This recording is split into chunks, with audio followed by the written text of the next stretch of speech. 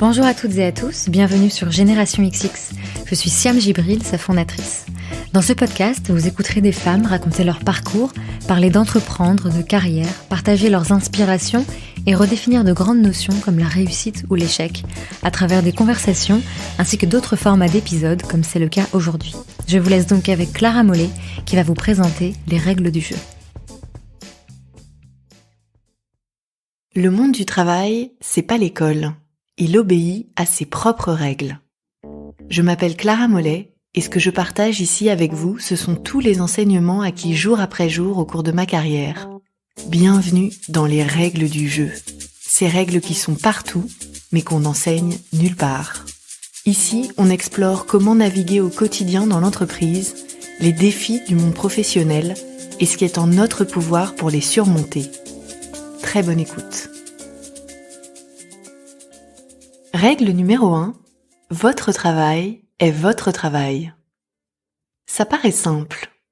Pourtant, on oublie souvent que revendiquer son travail fait partie du travail lui-même. Et au tout début de ma carrière, il m'est arrivé une anecdote qui m'a permis de le comprendre de façon radicale.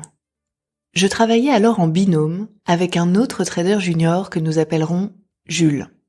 Un jour, Jules et moi avons été chargés d'exécuter ensemble une très grosse opération. Dans ces cas-là, les sessions de travail sont très intenses. Au téléphone sans arrêt, avec des dizaines de personnes, toute la journée, sans pause, un très gros volume d'opérations, beaucoup de concentration, etc. On a travaillé en équipe, 50-50. Et finalement, l'opération a été un succès. À la fin de la journée, notre chef revient et demande « Alors, comment ça s'est passé ?» Et là, spontanément, mon collègue se lève et lui fait un rapport très enthousiaste et fidèle de la journée.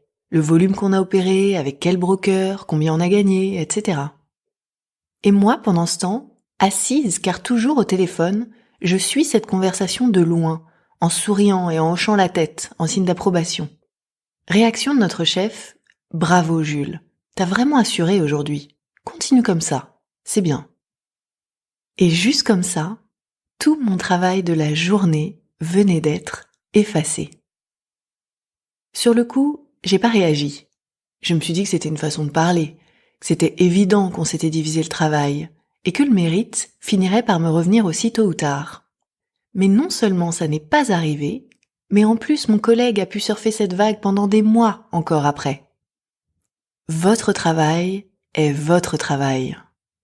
Dans l'entreprise, on est récompensé sur la base de ce que l'on fait. Et ce que l'on fait, c'est ce que l'on fait valoir.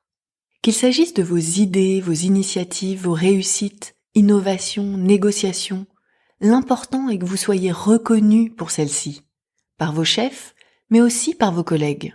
Et ça passe souvent par de petites choses. Dans l'anecdote que je viens de raconter, par exemple, ça voulait simplement dire me lever aussi et participer au compte-rendu. Alors, plus généralement, comment faire concrètement pour faire valoir ce que vous faites au quotidien ? Voici 3 moyens très simples de rappeler à votre entourage que votre travail est bien votre travail. Dire « je » et non pas « on » ou « nous » quand vous parlez de ce que vous faites. Rendre compte régulièrement de vos avancées. Poser des questions en lien avec ce sur quoi vous travaillez, à votre chef, mais aussi à vos collègues. Malheureusement, ça ne suffit pas toujours, car dans l'entreprise, il peut arriver que d'autres cherchent à s'attribuer le mérite de ce que vous faites, ou du moins à partager ce mérite avec vous. Et dans ces cas-là, revendiquer son travail devient beaucoup plus complexe. C'est désagréable, on ne sait pas toujours comment faire, et on a tendance à s'inventer des excuses pour ne pas réagir et laisser passer. On se dit que ce qui compte, c'est le résultat, que le travail soit fait, et que le reste, c'est de la politique, une perte de temps. Voici 3 exemples de situations de ce genre et d'excuses qu'on se trouve pour ne rien dire. Premier cas, un collègue prend la parole dans une réunion sur un de vos dossiers comme si c'était le sien.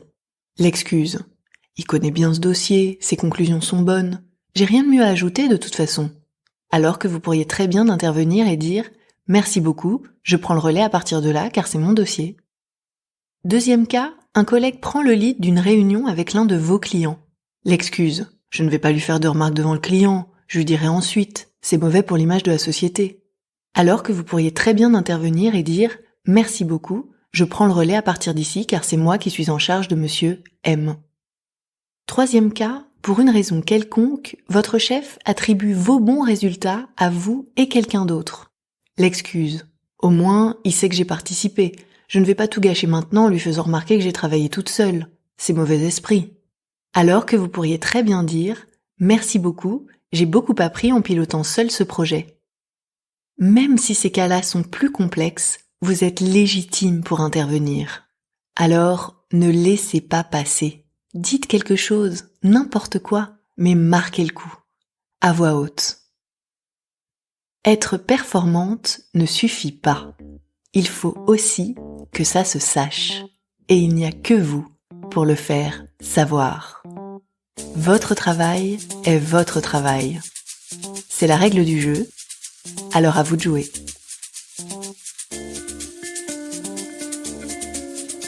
Prochaine règle du jeu, l'entreprise a la mémoire courte.